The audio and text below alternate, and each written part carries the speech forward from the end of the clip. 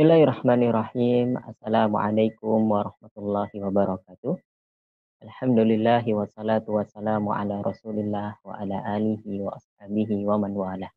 Allahumma allimna ma yanfa'una wa anfa'na bima 'allamtana wa zidna ilman nafi'an ya rabbal alamin.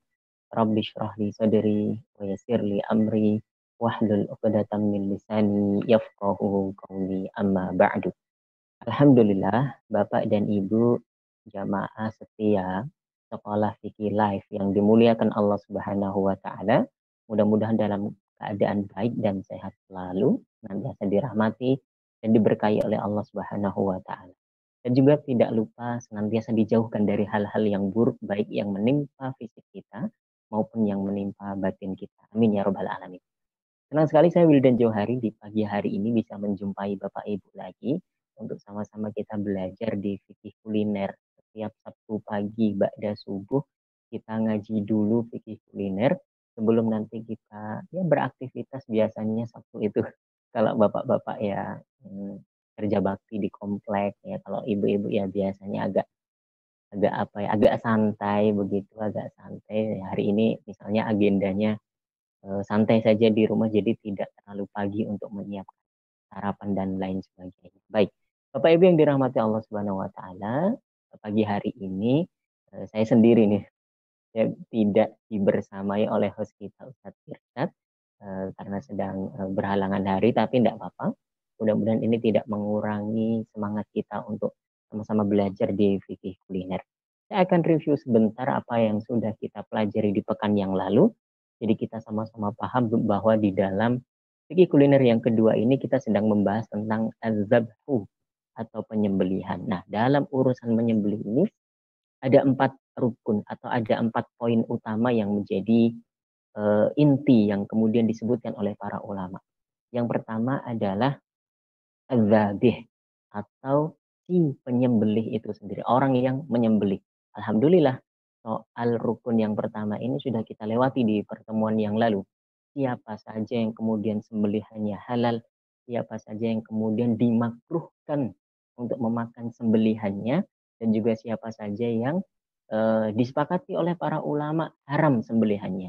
Dan juga yang tidak kalah menarik kemarin siapa-siapa saja yang masih diperdebatkan oleh para ulama terkait dengan hukum sembelihannya, apakah boleh dimakan atau tidak. Alhamdulillah kita sudah lewati itu.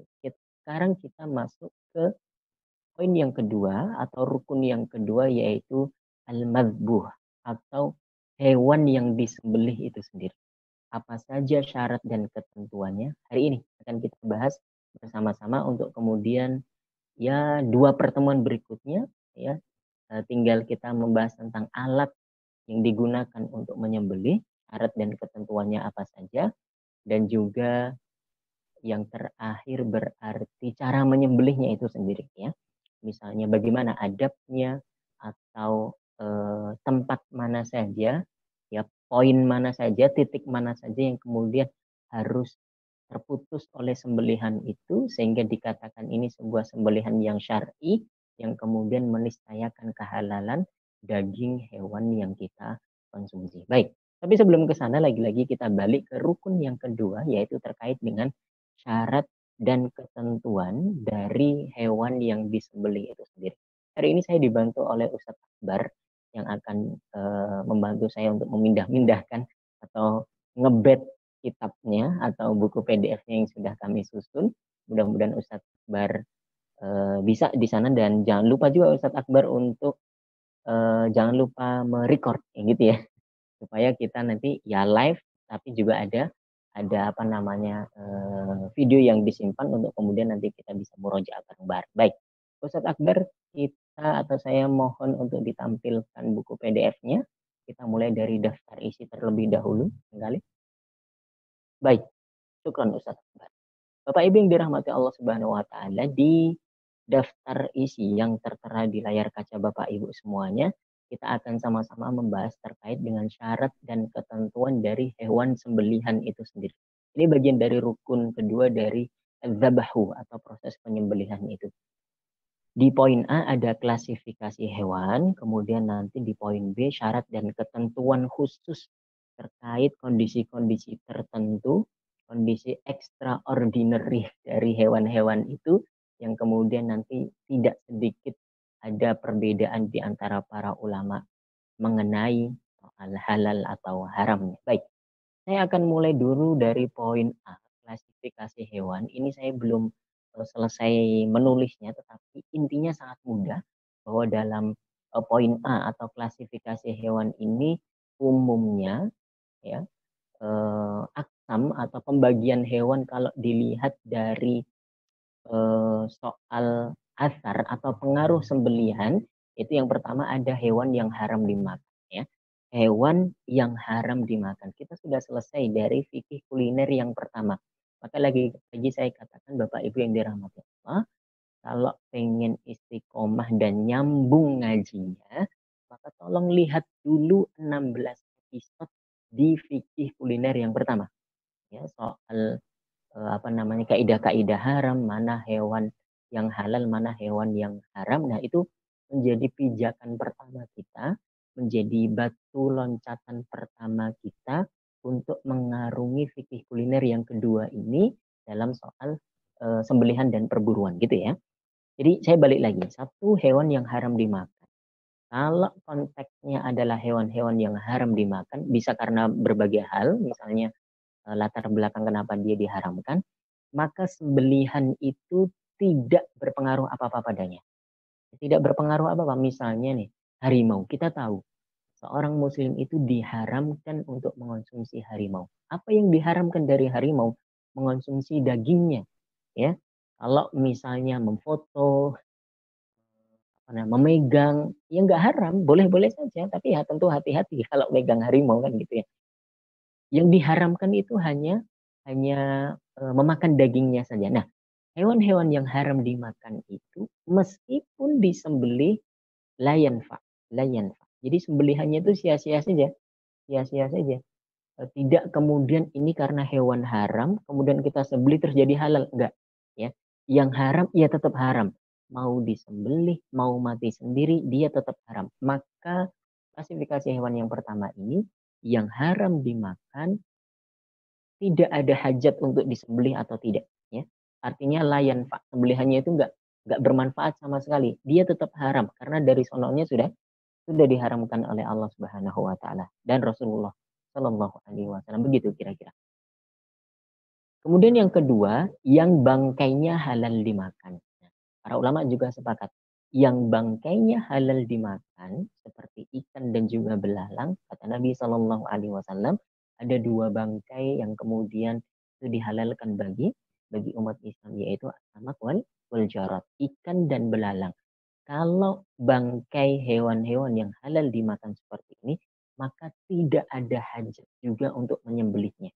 Ya, tidak perlu disembelih. Ikan tuh nyembelihnya gimana? Kan kita juga nggak tahu leher ikan tuh sebelah mana. Belalang apalagi ya, belalang nggak tahu juga gimana mau nyembelih belalang. Nah, maka hewan-hewan yang bangkainya halal dimakan ini juga tidak perlu untuk kemudian disembelih karena tidak ada hajat. Bahkan bangkainya pun halal untuk kita konsumsi begitu ya. Itu poin satu dan kedua clear saya kira. Kalau hewan itu haram dimakan, maka sembelihannya tidak berpengaruh sama sekali, dia tetap haram. Yang kedua, yang bangkainya halal dimakan tidak ada hajat, tidak perlu untuk disembelih, sehingga ia boleh langsung dikonsumsi meskipun dalam keadaan bangkai, gitu ya.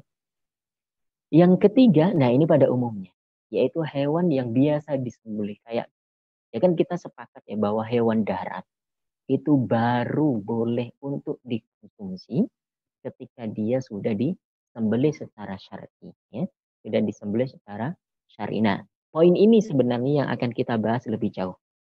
Tetapi poin-poin dasar tadi itu untuk sama-sama kita pahami dulu dan tidak tidak apa namanya tidak lupa kemudian tidak terganggu dengan poin-poin berikutnya. Yang penting poin dasarnya adalah kita pahami bahwa hewan itu pada dasarnya baru halal dimakan setelah disembelih, gitu ya.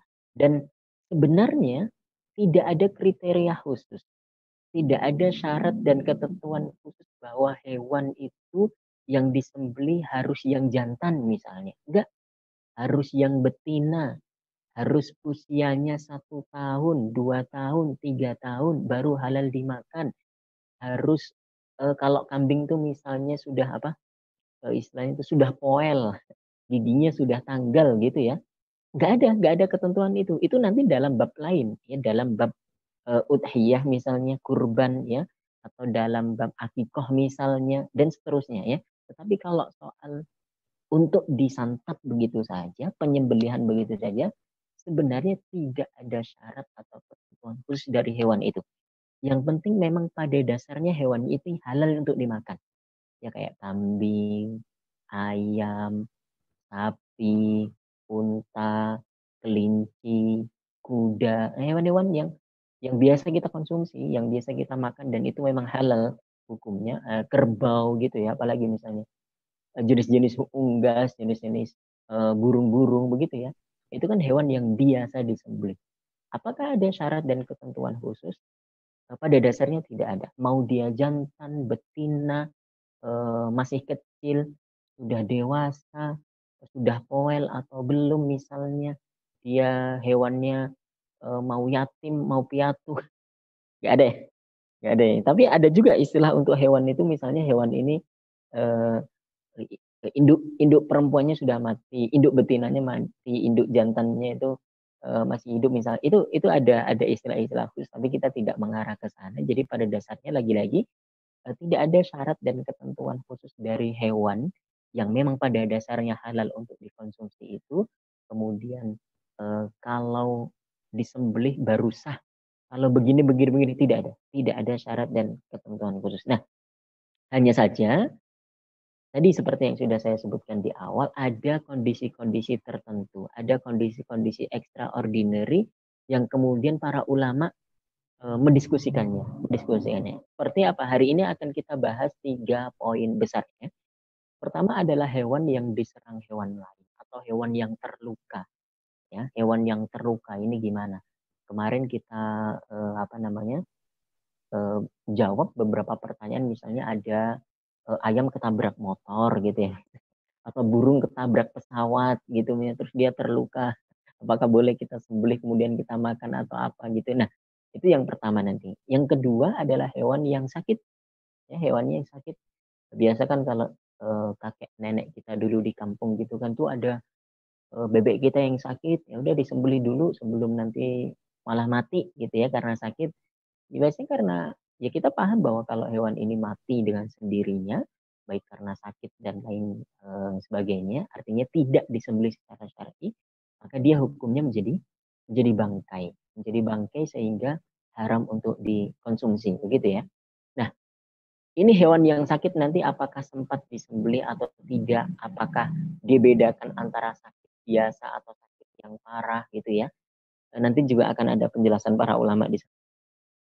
Kemudian yang ketiga soal menyembelih janin hewan. Jadi ada 3 poin besar ini yang akan kita bahas terkait syarat dan ketentuan dari hewan sembelihan itu.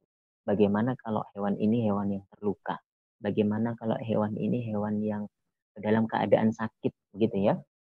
Bagaimana dengan hewan yang ngandung? Ini apa sih kalau hewan itu bunting ya, kambing bunting, sapi bunting. Kalau induknya kita sembelih bagaimana nanti anaknya? Nah, itu yang terkait dengan pembahasan kita kali ini, yaitu rukun yang kedua terkait dengan syarat dan ketentuan hewan sembelihan. Tentu saja beranjak dari poin dasar tadi itu bahwa sebenarnya tidak ada syarat dan ketentuan khusus terhadap hewan-hewan yang disembelih ini. Yang pertama tentu hewannya ini harus halal untuk dimakan. Pada dasarnya memang halal untuk dimakan, sehingga baru sembelihan itu yanfa atau yu'athir begitu ya, berpengaruh oleh syariat, maka sembelihan itu ya tidak ngefek sama sekali. Mau dia disembelih atau tidak, haram ya tetap haram. Baik, kita akan masuk ke poin yang pertama terkait dengan hewan yang al-mu'tada bihi gitu ya. Al-mu'tada alaih. Al-mu'tada. Baik, Ustaz Akbar bisa dikebet. Nah, oke. Ini yang pertama. Hewan yang diserang oleh hewan lain. Jika seekor hewan yang halal dimakan, ini saya kasih garis penghubung, artinya ini menjadi satu frase yang tidak tidak terpecah begitu ya. Jika seekor bukan seorang, mohon maaf, hewan yang halal dimakan, artinya untuk mengeluarkan darinya itu hewan yang haram dimakan, ya. Kalau hewan yang haram dimakan sudah selesai tadi perdebatannya. Ya haram gitu. Kita ngomongin hewan-hewan yang halal dimakan.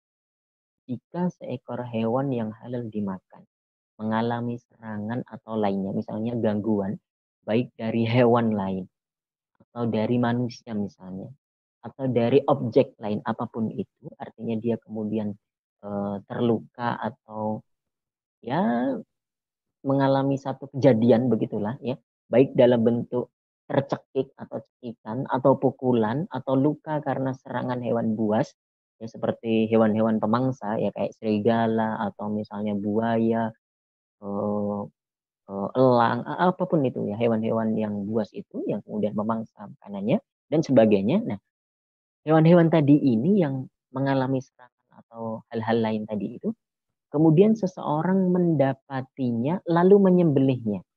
Ya, seseorang mendapatinya lalu menyembelihnya atau didapati ya, tapi terbiarkan begitu saja. Bisa di next, Ustaz Akbar, ya.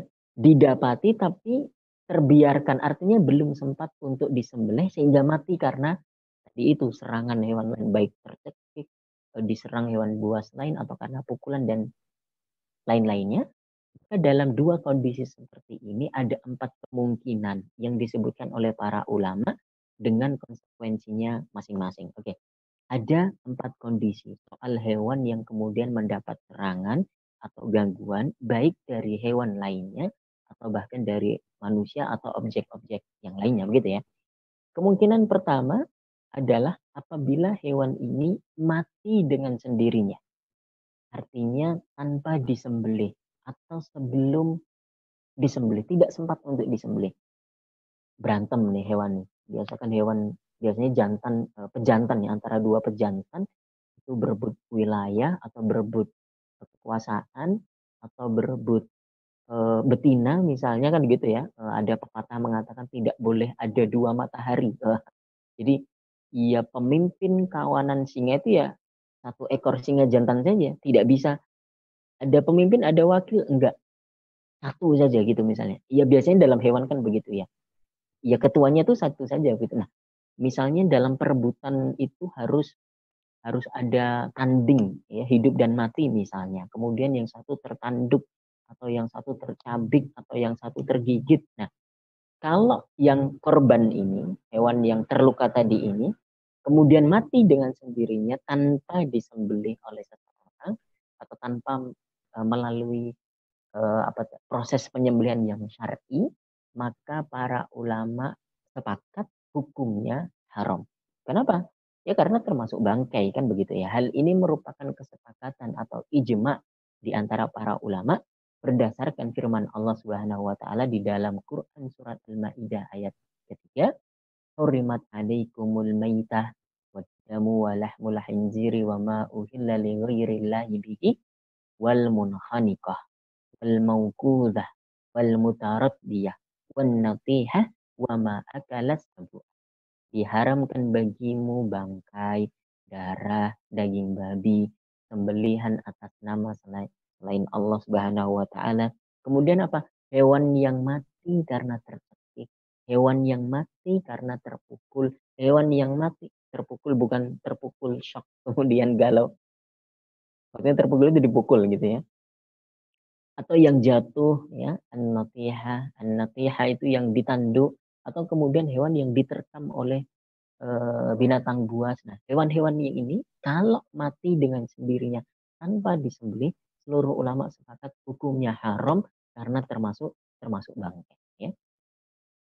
Kondisi kedua, jika hewan ini didapati dalam keadaan hidup, yaitu diduga masih mampu untuk hidup, kemudian disembelih, maka hukumnya halal. Hukumnya halal. Tadi itu kita dapati kerbau, ada dua kerbau berantem gitu ya, tawuran, tawuran kerbau ya. Yang satu terluka. Ya. Tapi ketika terluka ini kita duga kuat bahwa ya masih hidup gitu, masih hidup. Ya dia cuma cuma luka saja, luka fisik dan luka hatinya misalnya. Kemudian ini daripada luka gini misalnya atau cacat begini kasihan, ya udahlah mumpung kita juga ada hajatan juga kita nyembelih kerbau gitu ya.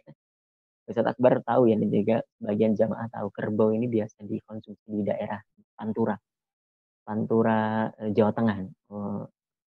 Saudara-saudara kita daerah di Demak, Kudus, Pati gitu ya. Itu biasa dagingnya itu olahannya daging kerbau, soto kerbau gitu.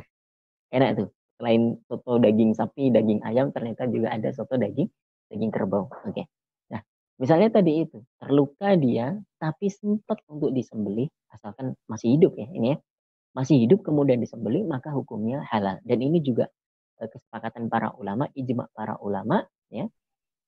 Sama hadisnya tadi, maaf, ayatnya tadi di Quran surat Al-Maidah ayat 3, Allah Subhanahu wa taala berfirman di lanjutan ayatnya illa ma dzakaitum, yaitu yang atau kecuali yang engkau sempat sembelih. Kecuali yang engkau sempat sembelih. Jadi hewan-hewan yang atau 5 hewan tadi yang disebutkan tadi itu yang tercekik, yang kemudian terpukul, yang ditanduk, yang diterkam itu semuanya kalau mati sendiri jadi bangkai dan haram, tetapi menjadi halal kalau kemudian illa ma dzakaitum, kecuali yang sempat kamu menyembelih. Ini juga menjadi kesepakatan di antara para ulama atau ijma para ulama, hukumnya halal dan boleh untuk dimakan. Berikutnya kita masuk ke yang ketiga, Ustaz Akbar. Poin yang ketiga adalah jika hewan ini diserang atau terluka pada bagian vital yang mematikan. Jamaah yang dimuliakan Allah, ini dalam sependek telaah saya atau pembacaan saya nanti ada yang mengatakan bahwa soal poin yang ketiga ini adalah kalau hewan itu diserang atau terluka dengan alat yang mematikan. Tapi saya condong kepada kalau dia diserang pada bagian tubuhnya yang vital yang bisa menyebabkan kematiannya, gitu ya.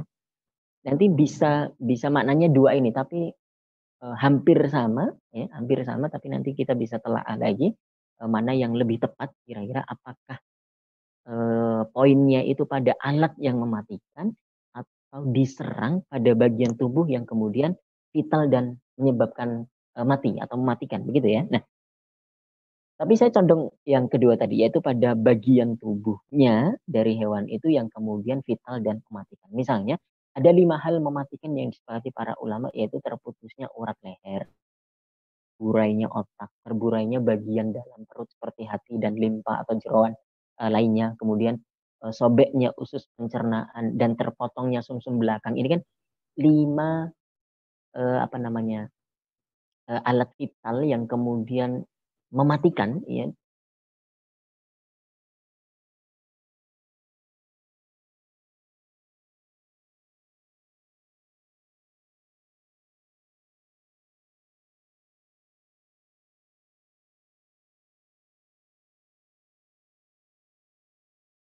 kan? Tadi itu, ya, sebentar. Oke, maka menurut mazhab Maliki hukumnya haram dan tidak boleh dikonsumsi. Ya. Menurut mazhab Maliki, kalau hewan ini terluka pada bagian vital yang mematikan, ya, maka menurut mazhab Maliki hukumnya haram dan tidak boleh dikonsumsi. Artinya mau disembelih atau tidak, ini layam fakni sembelihannya ini. Ya karena dia tadi itu terserang pada bagian yang mematikan, diduga kuat dia akan mati karena itu, gitu ya, maka tidak lagi berguna sembelihan dalam hal ini menurut pandangan mazhab Malik. Adapun menurut mazhab Syafi'i dan Hambali, penyembelihan tetap bisa dilakukan pada kondisi seperti ini, yaitu hewan yang diserang atau terluka pada bagian vitalnya, asalkan masih didapati pada hewan tersebut dengan kondisi tersebut apa? Hayatun mustaqirah. Ya, al-haya al-mustaqirah. Kondisi hidup yang stabil. Oke, dia terluka pada bagian yang mematikan. Tetapi kan namanya apa namanya? Kematian itu kan butuh proses, ada step-stepnya, ada pintu-pintunya begitu ya. Nah, ketika dalam proses ini ya diyakini bahwa hewan ini masih ada hayatun mustaqirrah, kondisi hidup yang stabil. Nanti kita akan bahas apa yang dimaksud oleh hayatun mustaqirrah menurut mazhab Syafi'i dan Hambali nanti di poin berikutnya. Tapi kita pahami dulu saja ini. Kalau hewan itu terluka terserang pada bagian yang mematikan, bagian yang vital, tapi masih didapati hayatun mustaqirrah, ya, dan sempat disembelih, maka sembelihannya sah dan halal untuk dikonsumsi. Sehingga hukumnya halal dan boleh untuk dimakan. Nah, itu menurut madhab Syafi'i dan madhab Hambali. Oke. Kita pindah ke halaman berikutnya, di halaman 7.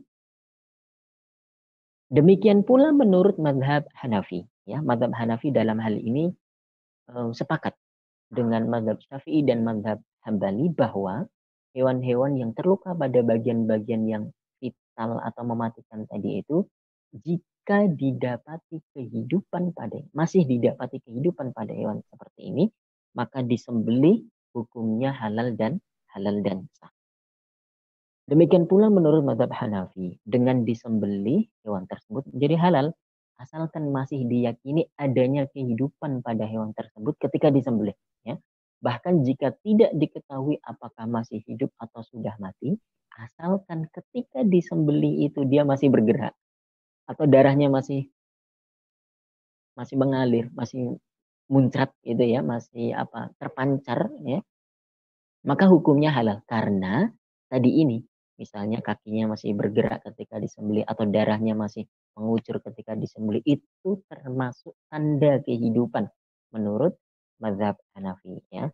Jadi khulasatul kalam soal yang ketiga ini, kalau hewan itu terserang atau terluka pada bagian vital dan juga mematikan tadi itu, jumhur ulama dari kalangan Hanafi, Syafi'i dan juga Hambali mengatakan masih bisa dilakukan sembelihan padanya dan juga kemudian dagingnya halal untuk dikonsumsi.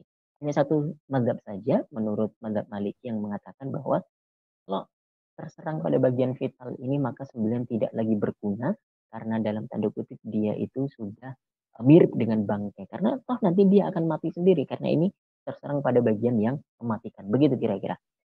Itu kondisi yang ketiga, ya. Kita masuk ke kondisi yang keempat, ya. Jika hewan ini terserang bukan di bagian vital yang mematikan tadi itu, namun tetap diduga kuat akan mati.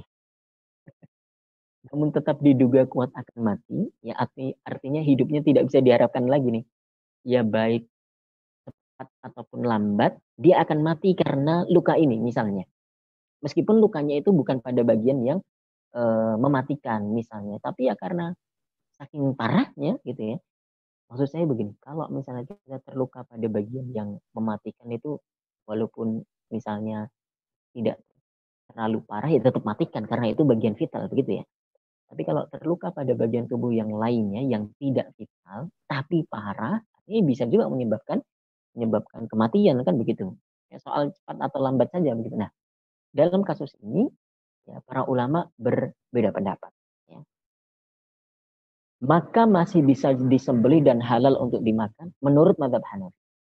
Kalau hewan-hewan yang terserang bukan pada bagian yang vital, yang mematikan ini, ya, meskipun dia tidak bisa diharapkan lagi hidupnya, tapi sempat untuk disembelih, menurut mazhab Hanafi, sah sembelihannya dan halal untuk dimakan. Pendapat ini juga dipegang oleh mazhab Maliki. Selama masih didapati kehidupan pada hewan tadi, namun pada hewan tadi karena bukan terserang pada bagian yang vital gitu ya. Jadi masih sah dan juga boleh untuk dimakan.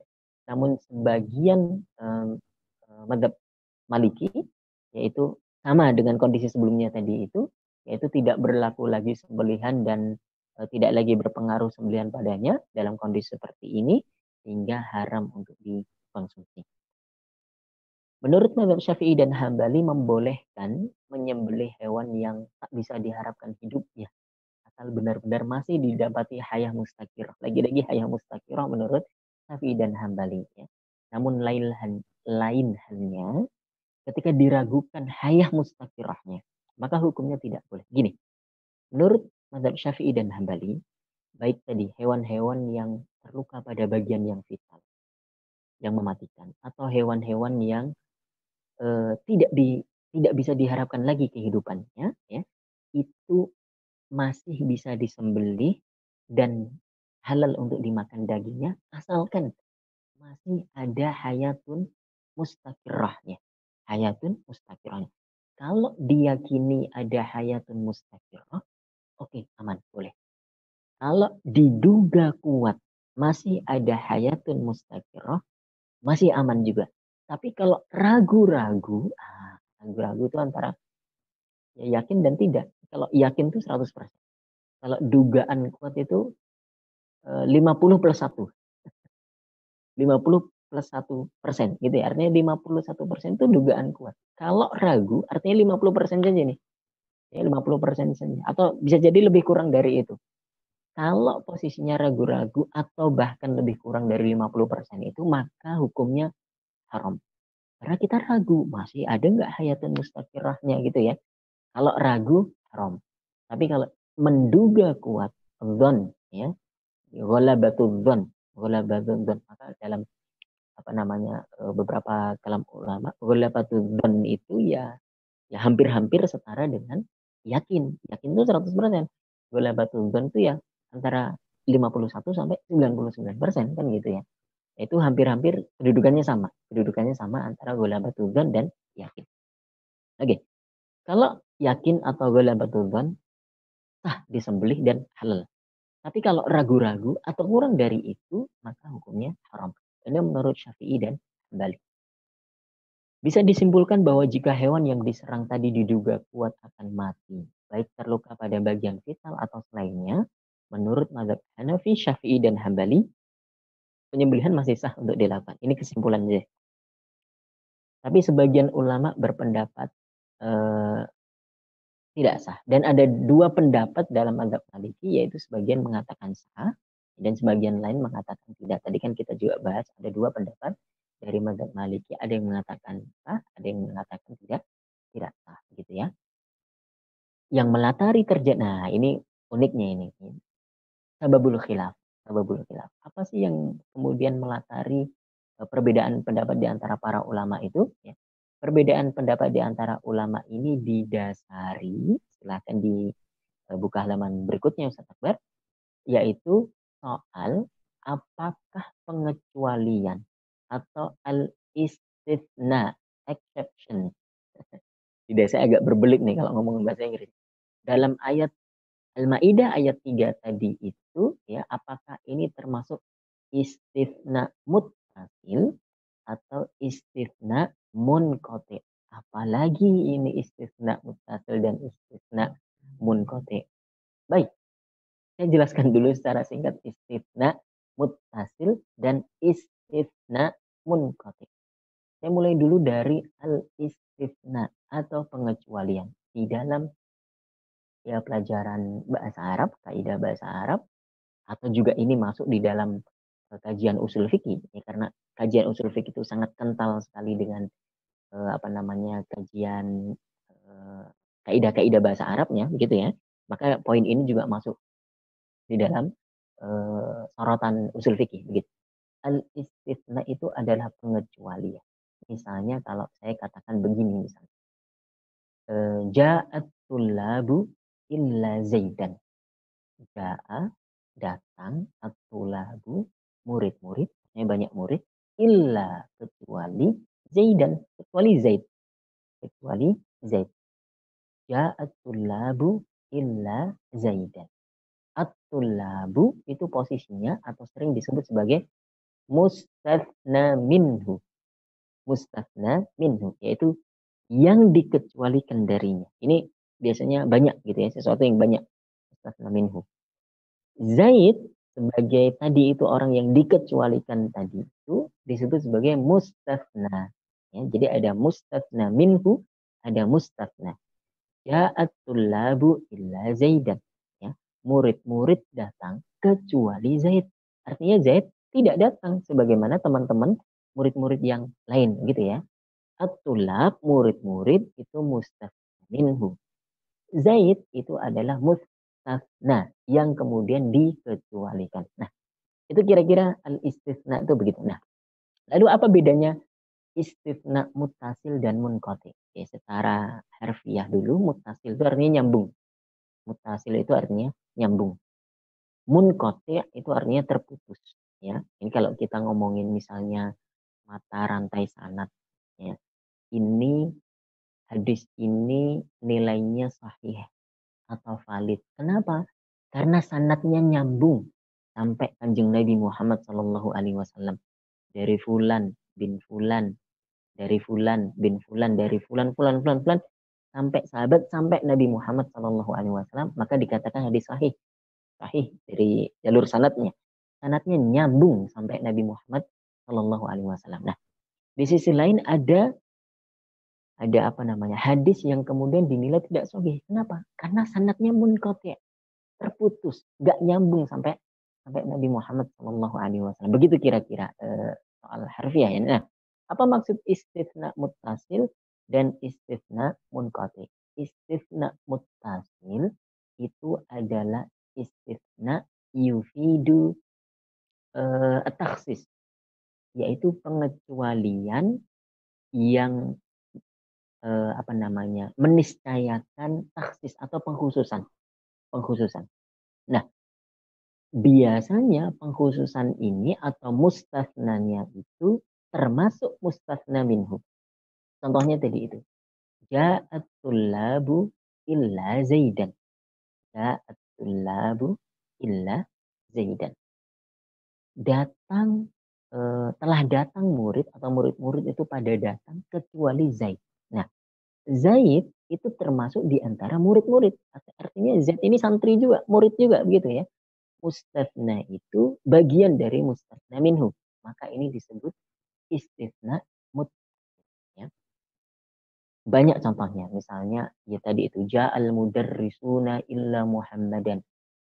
Guru-guru telah datang kecuali Muhammad. Maksudnya ini apa namanya, yufidu bahwa Muhammad itu sebenarnya juga bagian dari guru. Muhammad itu juga guru, cuma dia nggak datang.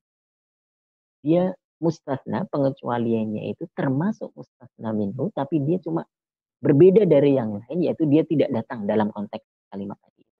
Itu mustasna mutasil, gitu ya. Jadi yufidu taksis, ya.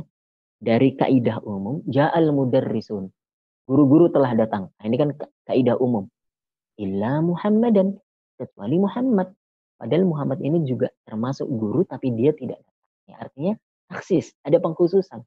Semua guru datang kecuali Muhammad, gitu ya, kecuali Muhammad. Itu namanya istifna muttasil. Kalau istifna munqati, mustasna itu bukan termasuk mustasna minhu. Jadi dua hal yang berbeda. Misalnya bagaimana? Kita contohkan ihtarakal baitu illa kutuban, misalnya. Illa kutuban. Ihtarakal baitu illa kutuban. Sebuah rumah terbakar kecuali beberapa buku, misalnya. Kecuali beberapa buku. Nah, rumah dan buku itu kan dua hal yang berbeda, ya. Buku itu bukan bagian dari rumah, rumah juga tidak selalu identik dengan buku, kan begitu. Dua hal yang berbeda. Ini namanya istisna munqati.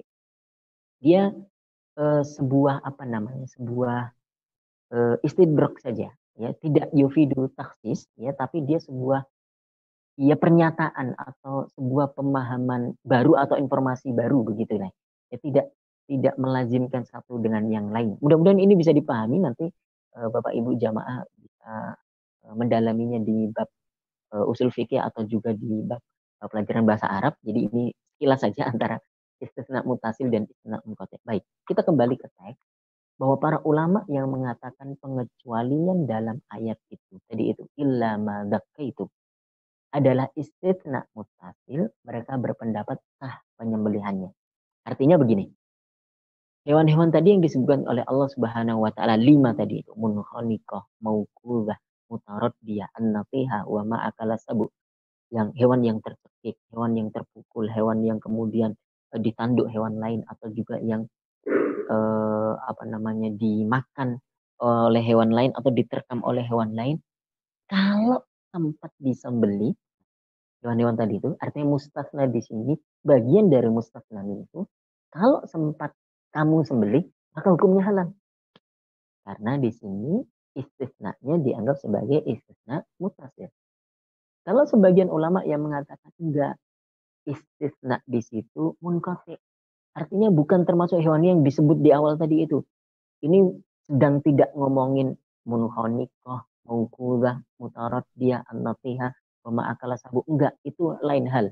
Illa man itu ini adalah hewan normal ya, yang kamu sempat sembelih, maka itu yang sah dan juga halal untuk dimakan. Adapun tadi hewan-hewan yang disebutkan tadi itu mau disembelih atau tidak, yang mati dalam keadaan atau mati dalam sendiri atau tidak bisa diharapkan lagi kehidupannya, maka dia termasuk bangkai sehingga haram untuk dikonsumsi. Itu soal bagaimana melihat apakah ini pengecualiannya istisna muttasil atau ini istisna munqati'. Ala kulli hal, Bapak Ibu jamaah yang dimuliakan Allah Subhanahu wa taala, kita dapat satu pelajaran penting nih dari poin ini, bahwa di antara sebab-sebab yang melatari perbedaan pendapat di antara para ulama adalah salah satunya perbedaan dalam kaidah bahasa. Perbedaan dalam kaidah bahasa ya. Ya kan kita tahu nanti sebab-sebab lain misalnya perbedaan qiraat Al-Qur'an, kemudian perbedaan dalam tasheeh atau tad'if satu hadis misalnya ya. Hadis ini disahihkan oleh sebagian ulama tapi juga didhaifkan oleh sebagian ulama misalnya, banyak gitu ya. Salah satunya itu juga ya, termasuk kaidah usul misalnya itu juga menjadi salah satu yang melatari perbedaan pandangan di antara para ulama. Termasuk juga dalam hal ini adalah bahasa Arab, kaidah bahasa Arab. Melihat kaidah bahasa Arab, dia juga menjadi salah satu dasar dari perbedaan yang terjadi di antara para ulama kita yang mulia. Rahimahumullahu al-jami'. Baik, kita selesai dari poin ini ya. Kita lanjutkan baca, kita coba agak cepat. Adapun maksud dari kondisi hidup yang diharuskan ada pada hewan sehingga sah untuk disembelih dan halal dimakan ialah adanya tanda-tanda kehidupan seperti kaki yang masih bisa bergerak atau kedipan mata ya, atau nafas yang masih berhembus ya. Indikator-indikator ini jika masih ditemukan pada seekor hewan, maka ia masih dianggap hidup dan sah untuk disembelih, halal untuk dimakan dagingnya. Baik dalam keadaan normal atau tidak, baik bisa bertahan dalam waktu yang lama atau singkat. Misalnya kayaknya ini hampir mati tadi itu ya, diduga kuat akan mati. Tapi pada saat ini dia itu masih hidup, dianggap masih hidup dan sempat disembelih, alhamdulillah halal menurut jumhur ulama. Baik, Ustadz Akbar, kita buka halaman berikutnya. Artinya jika masih ada sedikit gerakan setelah disembelih, itulah tanda minimal bahwa hewan tadi masih hidup sehingga sah sembelihannya dan boleh untuk dikonsumsi. Ini merupakan pendapat dari mazhab Hanafi dan Maliki. Namun berbeda dengan dua mazhab di atas, mazhab Syafi'i dan Hambali menjelaskan bahwa hewan yang masih hidup adalah hewan yang masih memiliki hayah mustakirah. Ya. Yaitu kondisi di mana hewan ini ketika disembelih masih bisa bergerak lebih dari sekedar gerakan ketika disembelih. Saya agak susah mendapatkan terjemahan soal harokatul madbuh. Harokatul madbuh. Harokah itu gerakan, madbuh itu ketika disembelih. Maksudnya begini, ketika hewan itu disembelih, dia pasti ada gerakan normal atau gerakan alami karena hewan ini disembelih. Misalnya kakinya menegang atau misalnya ada lenguhan-lenguhan gitu ya, kalau sapi itu agak melenguh, apa sih, melenguh, mengeluh gitulah ya, kayak kayak suara khas gitu ya ketika sapi disembelih atau apa begitu ya. Nah itu namanya harokatul madbuh. Ya, gerakan normal, gerakan alami, gerakan yang bahkan tidak disadari oleh hewan itu sendiri ketika dia disembelih. Nah itu namanya harokatul madbuh begitu ya, harokatul madbuh. Gerakan hewan ketika disembelih. Hayatun mustaqirah itu levelnya di atas itu, di atas harokatul madbuh. Nanti memang menurut madhab Syafi'i dan Hambali itu ada 3 jenis hayah atau ada 3 jenis kehidupan dalam hewan itu. Hayah mustamirrah, hayah mustaqirrah, dan hayatul madbuh. Nanti kita bahas secara lebih lanjut lagi. Kira-kira begitulah ya. Jadi kalau dalam madhab Syafi'i dan Hambali yang masih sah untuk disembelih dan kemudian halal untuk dimakan, hewan ini masih punya hayah mustaqirrah. Baik, itu adalah poin pertama, yaitu hewan yang diserang atau terluka. Tadi ada 4 kondisi yang kemudian juga memiliki konsekuensi masing-masing. Kita tarik napas sebentar Bapak Ibu yang dirahmati Allah, kita masuk ke poin yang kedua, yaitu hewan yang sakit. Hewan yang sakit. Baik, para fuqaha sepakat ijma mengatakan bahwa sah sembelihan yang dilakukan pada hewan yang sakit yang belum sekarat. Hewan sakit tapi belum sekarat. Apa bedanya? Beda dong, ya. Ada sakit yang kemudian menyebabkannya sekarat sehingga dekat dengan ajal atau mati. Ada yang sakit, ya sakit aja. Ya kayak kita kan sakit-sakit aja. Ada sakit yang parah, ada sakit yang parah sehingga menyebabkan sekarat dan kemudian dekat dengan kematian kan begitu ya. Artinya pertama, poin pertama, para fuqaha, para ulama sepakat kalau hewan itu sakit dan tidak sekarat, kemudian sempat disembelih, sah sembelihannya, halal dagingnya. Sembelihan tersebut sah dan dagingnya halal dimakan. Namun para ulama berbeda pendapat ketika hewan tersebut sudah dalam keadaan sekarat karena sakit yang parah. Nah ini para ulama berbeda pendapat. Kalau tadi itu sakit-sakit ringan kayak pilek, batuk gitu ya, mohon maaf, disembelih halal. Nah, tapi ini misalnya hewannya terserang COVID-19, stadium parah yang sampai sesak napas, saturasi oksigennya sangat rendah gitu. Parah kan? Sekarat kan misalnya. Mudah-mudahan Allah memberikan kita afiat dan juga sehat walafiat dan menjaga kita dari setiap keburukan. Amin ya rabbal alamin. Kalau hewan ini sakit parah dan sekarat, para ulama berbeda pendapat. Jumhur ulama mengatakan bahwa penyembelihan masih bisa dilakukan pada kondisi yang seperti ini dan hukumnya sah. Ini juga merupakan pendapat yang masyhur dari kalangan mazhab Maliki.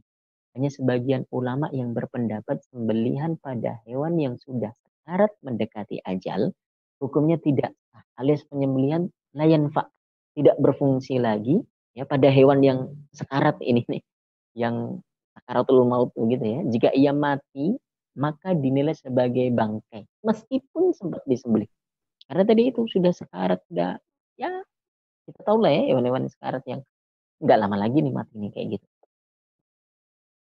Apa sebab yang kemudian melatar belakangi perbedaan ini di antara para ulama, yaitu adanya kontradiksi antara qiyas dan sunnah Nabi Muhammad SAW. Jadi apa yang kemudian menyebabkan para ulama berbeda pendapat tadi ya, kita simpulkan bahwa jumhur ulama mengatakan tetap sah, tetap sah meskipun dalam kondisi sekarat, asalkan dia masih hidup gitu ya, masih hidup dan sempat disembelih, nah sembelihannya halal untuk dimakan. Sebagian ulama mengatakan tidak, layan fa lagi itu sembelihan karena sudah sekarat dekat dengan kematian. Nah, apa yang menjadi latar belakang perbedaan pendapat di antara para ulama ini antara dua dua dalil, yaitu sunnah Nabi Muhammad SAW atau hadis, yang kedua adalah kias. Okay. Jumhur ulama berpegang pada hadis Nabi Muhammad SAW, riwayat sahabat Ka'ab bin Malik bahwa ia menceritakan budak perempuannya itu sedang menggembala domba-domba. Kemudian didapati olehnya seekor domba yang sekarat, ya, sudah asyrafa 'alal maut, ya, sudah mau mati, sekarat, bentar lagi nih mati. Kemudian di halaman berikutnya, kemudian ia segera, si budak perempuan tadi itu segera menyembelihnya dengan batu yang tajam. Kemudian kejadian itu dihaturkan ke hadirat Nabi Muhammad SAW. Ya Rasulullah, di budak perempuan saya menemukan domba yang sekarat.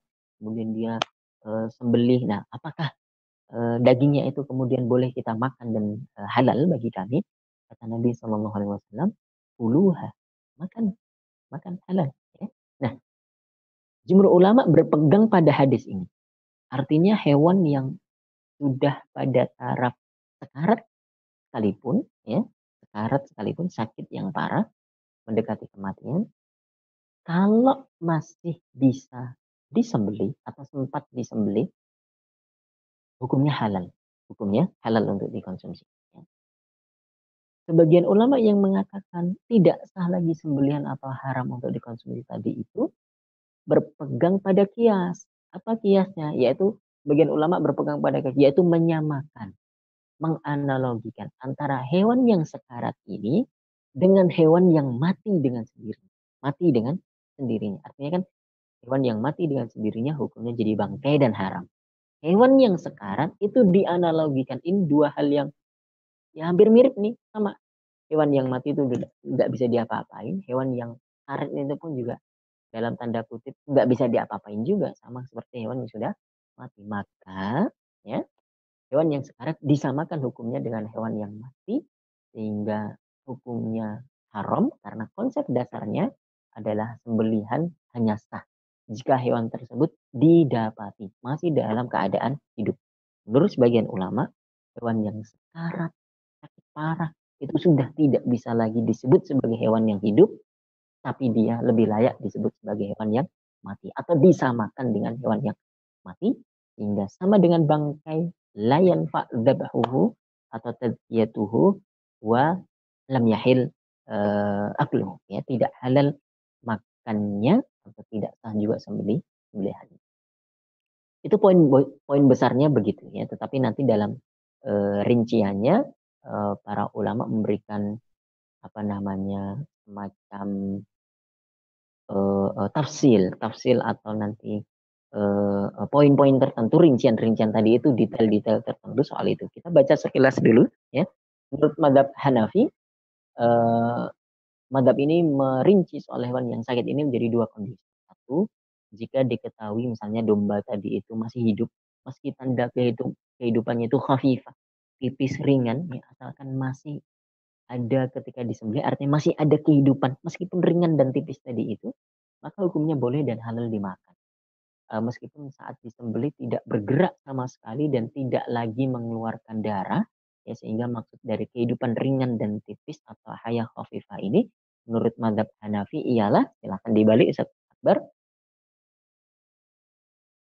ialah sekedar gerakan normal ketika disembelih tadi itu, hayatul maghlub. Kalau hewan itu ketika disembelih masih ada gerakan-gerakan wajar, maka iya ini berarti masih masih hidup dan halal, sembelihannya halal untuk dimakan. Dua, jika tidak diketahui adanya kehidupan tapi masih bergerak atau mengeluarkan darah ketika disembelih, hukumnya halal. Dan jika tidak bergerak atau mengeluarkan darah, hukumnya halal. Ini orang nggak tahu nih hewan ini udah mati atau tidak. Tapi begitu disembelih, dia masih ada gerakan-gerakan atau tadi itu harokatul matbuh. Atau paling tidak darahnya mengucur atau mengeluarkan darah gitu ya ketika disembelih. Maka halal hukumnya. Halal. Menurut madhab Hanafi, tanda kematian hewan itu diantaranya terbukanya mulut atau matanya itu terbuka nggak bisa nutup lagi gitu ya, menegangnya kaki, tidurnya bulu. Ini saya agak susah menerjemah, maksudnya bulu-bulunya itu nggak bisa berdiri lagi atau rambutnya hewan itu nggak bisa berdiri lagi. Sedangkan tanda kehidupan adalah kebalikan dari itu, masih bisa mulut atau matanya itu menutup, kaki yang masih bisa ditarik atau diregangkan, tali regangkan gitu ya, dan berdirinya rambut atau bulu hewan tersebut. Ini tanda kehidupan pada hewan menurut madhab Hanafi. Sedangkan menurut madhab Maliki, tanda kehidupan hewan itu ada 5. Ya. Di kebet lagi, Ustaz Akbar. Yaitu satu, mengalirnya darah, ya, berjalan atau berlari dengan kaki, mata yang berkedip, ekor yang bisa mengibas, dan adanya hembusan napas. Ini 5 hal yang kemudian mengindikasikan bahwa hewan tersebut masih hidup. Jika seekor hewan masih bisa bergerak namun tidak keluar darah saat disembelih, hukumnya halal. Ketika disembelih, darah nggak keluar, tapi dia masih ada gerakan-gerakan apa sih, kejel-kejel kalau bahasa Jawanya. Ketika disembelih itu masih masih gerak-gerak gitu, oh berarti masih hidup nih. Tapi sebaliknya, kalau keluar darah tapi nggak ada gerakan sama sekali, diem, maka ini haram. Kenapa? Karena gerakan hewan ini adalah dalil yang lebih kuat atau indikator yang lebih nyata yang menunjukkan hewan tersebut masih hidup daripada mengalirnya darah. Itu menurut madhab Malik. Jadi antara gerakan tubuh atau mengalirnya darah ketika disembelih itu lebih kuat gerakan tubuh. Kalau hewan itu ketika disembelih masih bergerak-gerak, maka ini indikator kuat bahwa hewan tadi itu masih hidup sehingga sah sembelihannya dan halal untuk di. Adapun getaran-getaran kecil seperti kayak badan menggigil gitu ya, bukanlah tanda atau indikator kehidupan, sebab daging yang dikuliti pun itu juga masih agak gerak-gerak gitu ya, itu bukan, itu la yu'tabar, itu tidak dianggap sebagai tanda kehidupan. Bahkan manusia pun ya ketika sudah dinyatakan meninggal, mohon maaf itu juga kadang-kadang masih masih apa tuh, perutnya itu masih bisa kembang kempis gitu ya, atau di lehernya itu masih ada gerak-gerakan, atau di dadanya itu masih ada gerak-gerakan sedikit gitu ya. Nah itu biasa kayak gitu tuh, biasa kayak gitu. Insyaallah Bapak Ibu atau jamaah atau bahkan dokter yang dalam hal ini lebih lebih mengetahui tentang hal itu. Baik, kita lanjut Ustaz Akbar di halaman berikutnya. Sedangkan menurut madzhab Syafi'i dan Hambali, nah tadi itu ada 3 macam kehidupan pada hewan itu, yaitu hayah mustamirrah. Itu kehidupan normal pada hewan. Kayak kita lihat ayam yang masih hidup, domba masih itu masih sehat-sehat saja, itu namanya hayah mustamirrah. Ya sampai dia disembelih sampai hilang nyawanya, yaitu sudah beda lagi. Atau hayah mustaqirrah, yaitu kehidupan yang disertai gerakan normal yang berasal dari hewan, harakah ikhtiyariyah ya. Jadi gerakan itu yang memang atas dasar kehendak hewan itu, ya kalau disembelih kemudian dia masih, sedikit memberontak dalam tanda kutip, memberontak itu kan berarti adanya kehendak dari hewan itu untuk nggak mau disembelih kan sebenarnya gitu kan, "Jangan jangan sembelih aku jangan sembelih aku." Gitu. Ada gerakan ikhtiariyah itu yang kemudian mengindikasikan hewan ini, oh berarti dia masih pada taraf hayah mustaqirrahnya masih ada, sehingga sah untuk disembelih dan halal untuk dimakan. Nah, berbeda dengan yang ketiga yaitu hayatu, al-madbuh atau harakatul madbuh. Dikebet lagi, Akbar,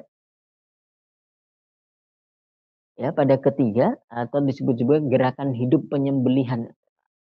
Agak susah menerjemahkannya. Maksudnya tadi itu, sebuah gerakan normal dari hewan ketika disembelih, tapi gerakan ini gerakan yang spontan, bukan yang apa namanya, yang dikehendaki oleh hewan itu. Hewannya sudah disembelih, sudah mati, sudah nggak tahu kemana gitu ya. Artinya dia sudah gerakannya itu gerakan-gerakan yang non kehendak dari hewan itu sendiri begitu ya. Di luar kehendak hewan akibat proses penyembelihan itu. Namanya tadi itu hayatul madbuh atau harakatul madbuh. Hewan pada kondisi seperti ini meski tubuhnya masih bisa bergerak tapi mata dan telinganya tidak lagi berfungsi. Tadi itu di luar kehendak ya. Ghairu al-harakah al-ikhtiyariyah. Begitu kira-kira menurut madzhab Syafi'i dan Hambali, ini sebagai wacana tambahan saja. Artinya ini clear nih soal hewan yang, sakit tadi itu ya. Kalau sakitnya biasa jumhur ulama mengatakan, ya tentu saja masih halal dan sah sembelihannya dan boleh kita makan. Kalau sakitnya parah, nah ini yang tadi, ada sedikit perbedaan di antara para ulama, tetapi jumhur ulama mengatakan tetap hukumnya hukumnya halal untuk disembelih. Kalau madzhab Hanafi dan Maliki asalkan masih ada kehidupan pada hewan yang sakit parah itu, tapi masih dinilai hidup, alhamdulillah. Kalau madzhab Syafi'i dan Hambali indikatornya adalah hayah mustaqirrah. Wallahu taala alam. Kita selesai dari poin yang kedua, soal hewan yang sakit. Kita masuk ke poin yang terakhir, yang ketiga pada pertemuan pagi hari ini, Ustaz Akbar. Kita masuk ke poin berikutnya, yaitu soal menyembelih janin hewan. Oke, bismillah. Ada 4 kondisi dalam soal menyembelih janin yang masih terdapat di perut induknya ini. Bapak Ibu yang dirahmati Allah Subhanahu wa taala, bayangkan seekor domba dia sedang bunting gitu ya, kemudian ada anak dalam perutnya, atau misalnya sapi, atau misalnya kerbau, kuda dan lain sebagainya ya. Ada 4 kondisi dalam hal ini. Pertama, jika janin tersebut lahir, ya, keluar dalam keadaan mati. Lahir dalam keadaan mati, padahal induknya belum disembelih. Artinya induknya masih hidup. Induknya belum disembelih, induknya masih masih hidup. Maka janin yang mati ini termasuk bangkai sehingga haram dimakan. Hal ini merupakan ijma ulama. Iya dong. Induknya nih hidup, keluar janinnya dalam keadaan mati. Mati, mati, emang mati gitu ya. Enggak disembelih gitu ya. Bahkan induknya pun juga enggak disembelih. Maka ijma ulama, sepakat para ulama, hukumnya bangkai haram untuk dikonsumsi. Dua, jika janin hewan ini lahir dalam keadaan hidup dan induknya belum disembelih, berarti masih sama-sama hidup, maka baru boleh dimakan setelah janin tersebut disembelih. Begitu juga dengan induknya. Ini juga sudah kita paham. Alhamdulillah. Poin 1, 2 mudah insya Allah. Poin yang ketiga, Jika janin ini lahir dalam keadaan hidup setelah setelah induknya disembelih. Induknya sudah disembelih, mati, kemudian ya karena tadi itu proses, apa namanya, melahirkan tadi itu, kemudian, brojol, hidup gitu misalnya ya, atau memang dibelek perutnya terus hidup gitu misalnya, ya, maka janin tersebut hukumnya halal dimakan jika disembelih. Tentu saja, ya karena induknya mati disembelih, alhamdulillah. Tapi janinnya ini kan posisinya hidup tadi. Ya, ya kalau mau halal untuk dimakan, ya harus disembelih. Namun jika janin itu mati tanpa disembelih, ketika lahir hidup, alhamdulillah. Tapi dibiarin aja, ditonton. Wah, keajaiban dunia nih, induknya sudah kita sembelih tapi anaknya masih masih lahir, masih hidup gitu, keajaiban dunia. Nggak lama mati gitu ya, janinnya itu mati dan tidak sempat disembelih. Ya berarti hukumnya haram dimakan karena termasuk termasuk bangkai ya, karena tadi induknya sudah disembelih tapi lahir dalam keadaan hidup kemudian mati. Nah, berarti ya mati dengan sendirinya kan gitu. Maka hukumnya bangkai dan haram untuk dikonsumsi. Ini merupakan pendapat jumhur. Hanya ada satu riwayat saja dari madzhab Maliki yang mengatakan janin tersebut halal untuk dikonsumsi karena dianggap matinya itu karena penyembelihan, eee apa namanya, induknya tadi. Ya artinya, oh dia mati, oh halal, nggak apa-apa, kan tadi induknya sudah kita sembelih kan gitu ya. Ya itu menurut satu riwayat saja, tapi jumhur ulama mengatakan tetap hukumnya jadi bangkai. Kenapa tadi itu? Induknya disembelih mati, alhamdulillah halal. Tapi ini kan janinnya itu keluar dalam keadaan hidup.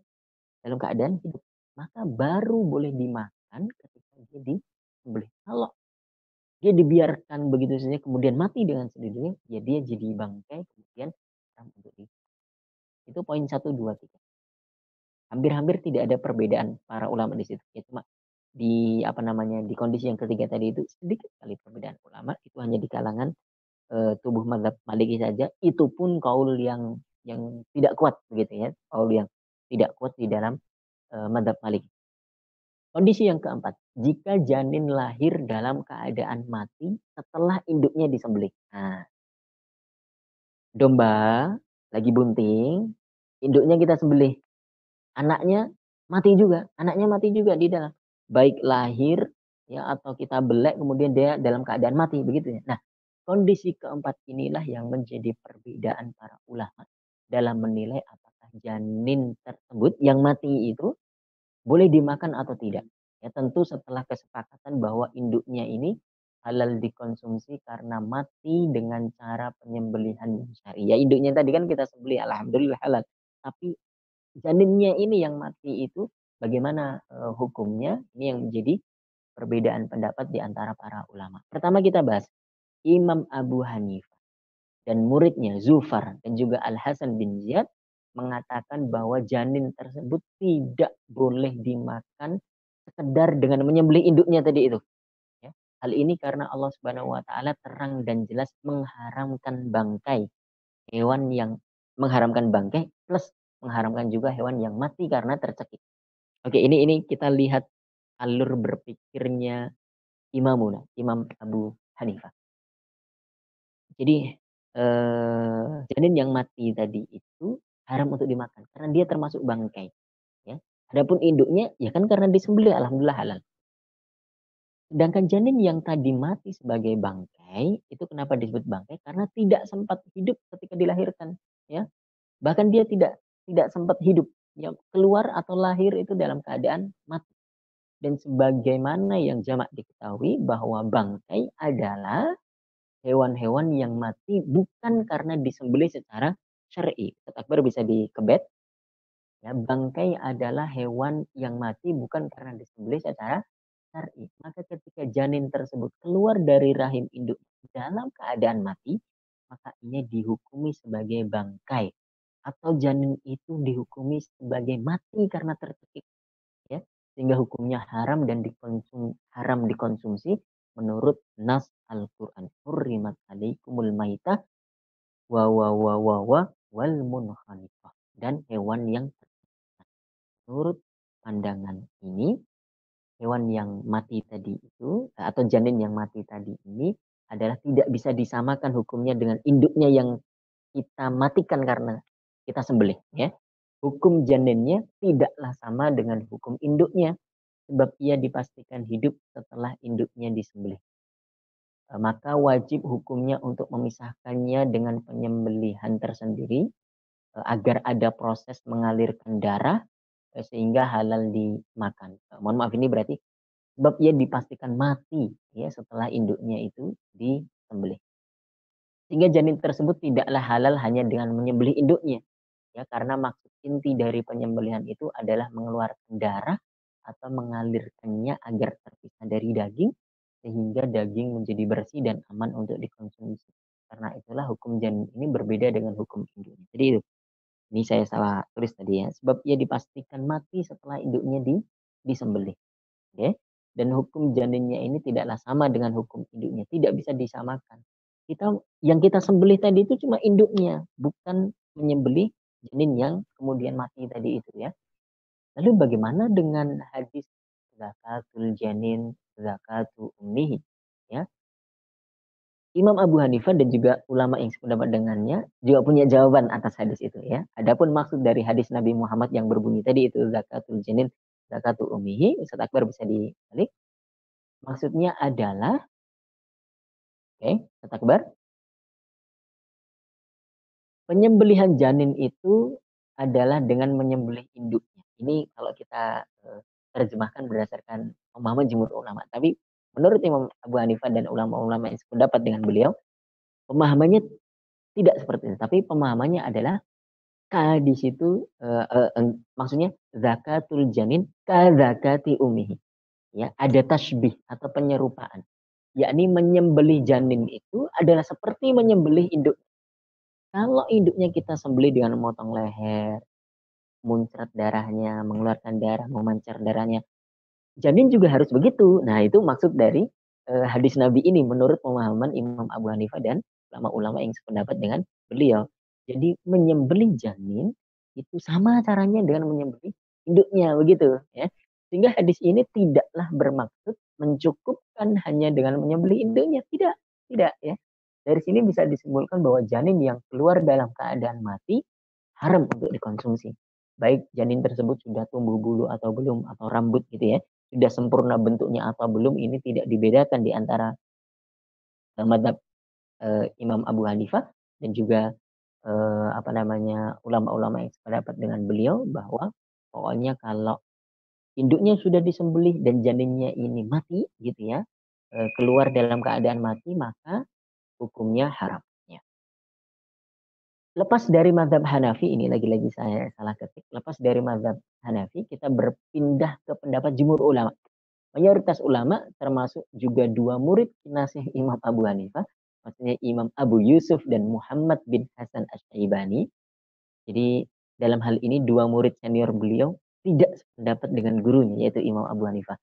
Justru mengikuti jumhur ulama atau sependapat dengan jumhur ulama bahwa halal memakan janin yang lahir atau keluar dalam keadaan mati, ya, cukup dengan cara menyembelih induknya tadi itu. Atau didapati mati dalam perut induknya. Bisa dikebet lagi, Ustaz Akbar? Ya, menurut jumhur ulama tadi itu, kalau kita nyembelih induknya, kemudian janinnya itu keluar dalam keadaan mati, halal. Ya, halal. Ya, kenapa? Zakatul janin zakatu umihi. Menyembelih janin itu ya dengan menyembelih induknya. Nah, begitu pemahaman hadis tadi itu oleh jumhur ulama. Nah, ada beberapa poin kecil saja, namun mazhab Maliki mensyaratkan harus sudah sempurna bentuk janin itu, ya. Artinya bentuknya janinnya ini sudah sempurna penciptaannya, ya. Sudah terang mana kepala, kaki, ekor, badan, begitu ya, Kak. Tapi kalau belum sempurna artinya ya belum jelas mana ini bagian apa, tetap diharamkan oleh mazhab Maliki ya.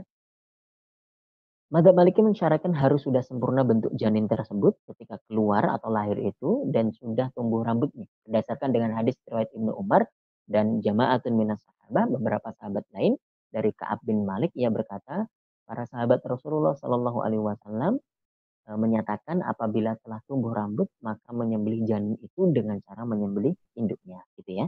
Ini satu hadis yang kemudian dipegang oleh mazhab Maliki. Sementara mazhab Syafi'i dan Hambali tidak memersoalkan terkait sudah tumbuh rambut atau belum. Ya semuanya boleh dimakan. Berdasarkan riwayat Ibnu Mubarak dari Ibnu Abi Laila, ia berkata Rasulullah Shallallahu Alaihi Wasallam bersabda, menyembelih hewan adalah dengan menyembelih induknya, baik sudah tumbuh rambut atau belum. Ya, Syekh Wahba Az-Zuhaili menerangkan bahwa pendapat jumhur ulama ini adalah pendapat yang kuat, ya, pendapat yang lebih rajih, pendapat yang lebih tepat insya Allah, karena beberapa poin argumen. Kita lihat apa komentar beliau. Di kebet lagi Ustaz Akbar, ya. Beliau Dr. Wahba Az-Zuhaili di dalam kitab Al-Fiqh wa Adilatuhu mengatakan bahwa pendapat jumhur ulama ini pendapat kuat dan yang lebih tepat insya Allah. Ya, karena selain didasari dengan hadis yang valid, ya, pendapat jumhur ini tadi itu zakatul janin zakatul ummihi. Pendapat jumhur ini juga sesuai dengan kias bahwa menyembelih janin adalah cukup dengan menyembelih induknya sebab janin adalah bagian dari induk induk tersebut, ya. Apa namanya, part of induknya gitu ya. Artinya ya kalau sudah inangnya atau induknya disembelih aman sudah gitu ya. Artinya janin ini juga sudah terhitung disembelih. Begitu kira-kira alur pemikiran jumhur ulama. Jadi khulasatul kalam soal penyembelihan janin ini ada 4 kondisi tadi itu. Kalau induknya belum disembelih dan janinnya mati, ya bangkai. Berarti bangkai dan haram dimakan. Kalau induknya belum disembelih kemudian janinnya ini lahir hidup, ya harus disembelih supaya halal gitu ya. Kalau induknya sudah disembelih dan janinnya lahir dalam keadaan hidup, ia tetap harus disembelih menurut jumhur ulama. Yang keempat yang menjadi perbedaan para ulama adalah tadi kalau hewan induknya sudah disembelih, kemudian janinnya ini dalam keadaan mati. Nah, itu apakah bagaimana? Menurut jumhur ulama halal karena zakatul janin zakatul ummihi. Ya artinya ini ya sama saja sudah kita sembelih.